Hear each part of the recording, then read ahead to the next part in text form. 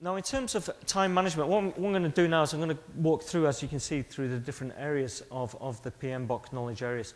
So the third one I'm talking about now is time management. Now, time management, again, did they follow this? Absolutely. I mean, one of the things that they had to do is they had to figure out the activities, define all the activities to a level of detail. So there we've got a couple of major activities with tunneling, and then, so that's the engineering, sand dispersal, and then preparing the escapers.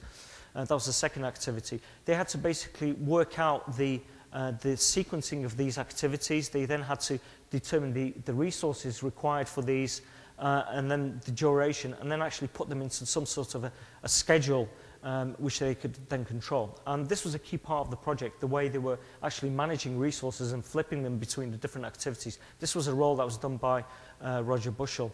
And again, for example, the constraints around tunnel construction were the actual manpower available and the impact of the seasons itself.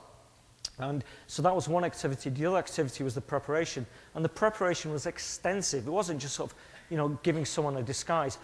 These prisoners that were going to escape needed profiles. They had to be able to pass themselves off, you know, in a very tricky situation. So they had to have a profile with a persona attached to it, with the ability to respond in a language. They had to have a disguise. They had to have identities, documents, passes, passports. All this sort of stuff had to be organised. So you can see that the actual activity was quite comprehensive.